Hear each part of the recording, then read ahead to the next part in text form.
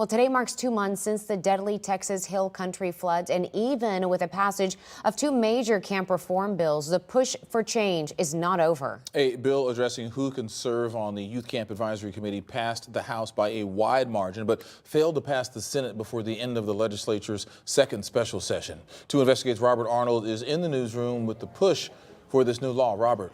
House Bill 265 was filed by State Representative Lacy Hull and would change who is allowed to serve on the Youth Camp Advisory Committee. This is an influential committee that advises the state on what rules and regulations camps have to follow. Currently, the majority of the committee is made up of camp operators, which those in favor of this bill argue brings too narrow a focus to child safety.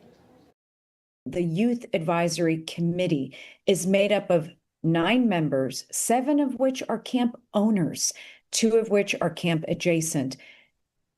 That is not the proper way to structure oversight. CEO of Crime Stoppers of Houston, Rania Moncarius, has pushed for a change in who can serve on the Youth Camp Advisory Committee since 2018, following the sexual abuse of a camper. Critical members that can go and get to the heart of camp safety as opposed to what's best for the camp's bottom line. We feel that must change. State Representative Lacy Hull's bill would limit how many camp operators can serve on the committee and requires a broad spectrum of child safety experts to be included. The bill easily passed the House but didn't gain traction in the Senate. Hull says she didn't get a specific reason why, and she promises to refile the bill next session.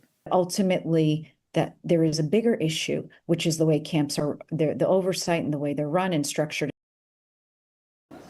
There are currently 3 vacancies on the Youth Camp Advisory Committee, and the application period to fill those vacancies closed in May. This afternoon, Representative Hull sent a letter to the Department of State Health Services, which licenses and inspects youth camps, asking for the application period to be reopened since it closed prior to the floods and before any debate about improving camp safety. We are told the department is currently reviewing that request.